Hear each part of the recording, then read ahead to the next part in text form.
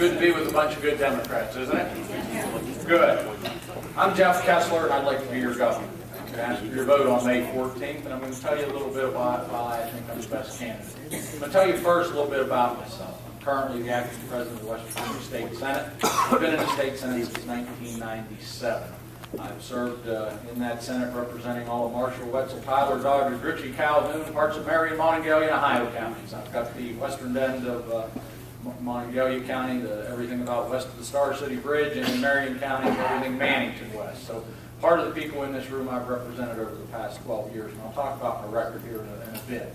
But let me tell you a little bit about me first. I'm the grandson of a Russian immigrant who got on a boat from over from Russia back in the 1920s and landed in Ellis Island. From Ellis Island ended up trying to find a better life for his family, so he moved to the northern panhandle up in Marshall County, a little town called McMecken, where he went to work in the Hitchman coal mines. And he raised his family in a company row house up there. His youngest daughter was my mother, Rosemary. And that's on my mother's side. On my father's side, their German folks come over from Germany and settled in the Wheeling area. And my father was raised by a single parent, by his mother, from the time he was 5. His dad was the chief of police in a little town called Benwood. You probably may have heard of that. It's just south of Wheeling. And he died when my father was 5. And my grandmother went to work in order to raise her son from the time that he was 5, and went to work in the post office, initially just working as a clerk, and rose all the way up to be the postmaster, the first female postmaster in the state of West Virginia, appointed by John F. Kennedy in 1962, I believe. So I know what it's like to grow up from a family that works for a living. I've seen people work from coal mines, the steel mills, working mothers, working single mothers. In fact, my dad used to tell me the kids in the neighborhood used to make fun of him because all the other mothers back then stayed home and took care of the kids, and his mother was the only one that really went out and worked in the workforce. And so, I told him to this day, and used to tell Grandma that, she was a women's liberal long before women's liberal was ever even popular, because she had to actually work, and I've seen that happen. So that's the type of background I had. So I've worked for a living. And folks say, well, Jeff, you're a long shot for this. And I understand that's probably true. I may not have as much money as some of the other candidates. But I can tell you this, people have been telling me I can't do things my whole life. People said, Jeff, you can't go to college. Nobody in our family's ever gone to college. Guess what? I did. Graduated #1 in my class. Then they said, you can't go to law school. Nobody in our family's ever gone to law school, for goodness sake. You're dreaming way too big. Guess what? I went to law school, came down to Morgantown, graduated law school. Even though the first year of my law school, I lost my mother. She died of breast cancer the night before my first exam. But I'll tell you that, she told me long as a child, she said, Jeff, don't you ever look down your nose at anybody. Don't you ever let them look down their nose at you either. Because you can do, and we can do, anything you put your mind to. They said, well then, I went back after I graduated, worked for the Department of Labor doing the Benefits Review Board over in Washington, D.C. for a couple of years. I worked over there doing labor law, doing federal black lung claims and federal workers' comp for longshoremen, for federal workers in Washington, D.C. So I've seen what it's like to take care of people, the working people of this state, and I always have and always will. And then I came back and worked as a prosecutor, assistant prosecutor for 17 years, got back into giving back to my communities, back in the Moundsville area where I opened a law school, or opened a law firm, and served as assistant prosecutor for 17 years, where I served as a municipal judge in my communities, where I served as a municipal attorney for several of my communities, and gave back to my community. And then I had the opportunity to go to the Senate when my predecessor died, so I applied for the job and said, well, no one in his family has ever gone to serve in this West Virginia State Senate. Well, guess what? I flew in there too and did. And then just this last spring when Senator Byrd died and Governor Manchin moved to the senator and Senator President Tomlin moved up to the governor's office, there was a void and a vacancy in the Senate presidency office. Someone had to step up there, and I said, I'd like to do that. He said, well, you can't do that. There's no way on earth you can do that. And guess what? Stepped up with help from the folks many in this room, Senator Beach, Senator Williams, and others. I became the acting president of the Senate. People said I couldn't do it. Now they're telling me I can't be governor. Well, guess what? Every time they tell me I can, I've shown them I can. So don't count me out. We've been an underdog before, and I plan on winning on May 14th. Let me tell you this, I'm also married. I've got 4 lovely children. My oldest is 21. I've got them 21, 18, 5, and 2. That's right, 5 and 2. So I'm the only candidate I guarantee it's got them in college, high school, preschool, and diapers. And I will be involved in politics and in education. They talk about education. I will be involved in education for the next 20 years, probably till the day I die, since I'm 55. And I can tell you this, a lot of folks worry about their retirement, and I say there will be no retirement for me. People may worry about the 401k. I worry more about K through 1, because that's where I'm going to be for the next few years. But I can tell you, and people say, well, Jeff, what kind of Democrat? We don't know much about it. Well, let me tell you what kind of Democrat.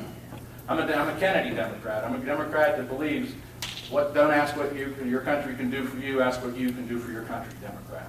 I'm a Bobby Kennedy Democrat that says some people see things how they are and ask why.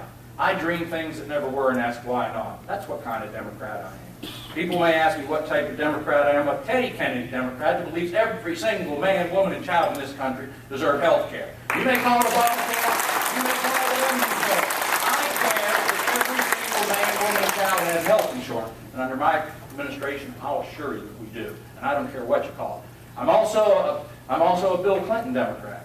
I'm a Bill Clinton Democrat that believes in surpluses, that believes in running an efficient government, that believes in sticking up and working for it and looking out for the average working man and woman in this country. And also is not afraid to take on the religious right or any right when they're wrong. And most of the time they are. So don't be afraid to take them on either. And I'm also a Barack Obama Democrat. I'm one of the few people in this room that afraid to stand out and say that. I do believe that every man, woman, and child in this country deserve health care. When they say he's wrong, again, they're wrong. And I'm a bald bird Democrat.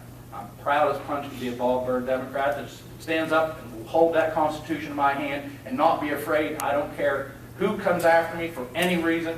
If they say it's wrong to stick up for minorities or stick up for someone that isn't 99% popular, that they're wrong too. Because that Constitution is there to protect the rights of the 49%, the 10%, and the 1%. And I'm not afraid to take on folks. That's why I've stood up for things. I believe that whether it's race, color, religion, and yes, sexual orientation, that every man, woman, and child in this country have the right to be treated with fairness, decency, dignity, and respect. And if they go to work, get up every day and do their job and do their work, they shouldn't have to worry about whether they're going to get thrown out where they live or whether or not they're going to be fired from their job. And so under my administration, you'll have an active human rights administration, the Human Rights Commission that will enforce the law and prohibit discrimination of any kind against any person, anytime, every day.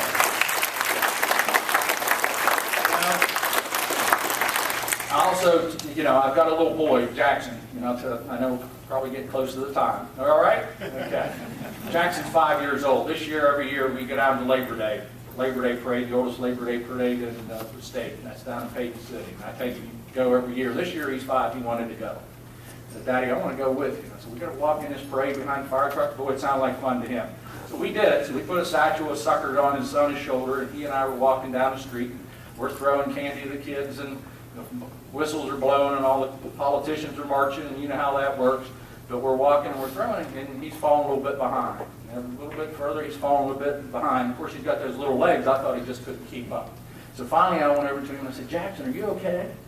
Are you okay? Why are you not keeping up with me? He said, Daddy, I had to stop and throw some candy to those little kids. Don't they deserve a chance, Daddy? Don't they deserve a chance?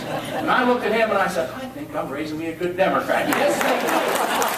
Every single one of those little children deserve a chance. And under my administration, they will. Not only to be healthy, but to have a decent education, go to school, to graduate, to learn the trades, the skills, and have the opportunities to succeed. And that's why a linchpin of my platform is the creation of what I call the West Virginia Future Fund.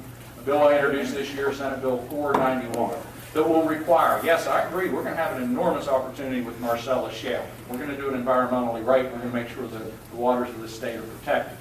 But if it is nearly as big as they say it is, I propose that we take 25% of the increased severance tax we're going to see and put it over in a box where the politicians can't spend it like drunken sailors and have it there for the next 20 years to protect and create diversification in this state. Do you know, the richest areas of the state, the richest resource area of the state has been some of the coal-producing areas of the state that are now some of the poorest areas of the state. We didn't do a very good job 50 or 100 years ago protecting that wealth to create wealth and opportunity for the people of this state. While the resources were going out and we had some jobs, once the jobs got mechanized, the money went to and we didn't have anything, particularly in the areas that produced all the coal to live on. And that's wrong. And it's rare in life to get a second bite of the apple. But this time I propose that we do, with this additional resource we're going to have, we save that money. It's modeled to some degree what they've done in Alaska with the permanent fund. They did it when they had the oil pipeline boom in 1970, and now they got $39 billion in the bank by putting a portion of their money in a fund. If we would have done that 50 years ago or 100 years ago with coal, we'd have been the richest state in the union instead of the poorest. And we're going to change that. 1 minute? All right. All right. Okay. But in any event, we're going to have an opportunity to do that. It's rare you get another bite at the apple. But I say if we do that and do it right, we can save money for our children, our diversification, to create real wealth, opportunity, and jobs for the people of this state. And just in closing, that's the best word you wanted to hear today, I'm sure of that. In closing, I want to tell you that we've got, Natalie Tennett's the best Secretary of State we've ever had. John Perdue is absolutely the best state treasurer we've ever had. Earl Ray Tomlin for 16 years has been the best Senate president we've ever had. Rick Thompson's been the best speaker. I'm going to do my part to keep every one of them in the job they got.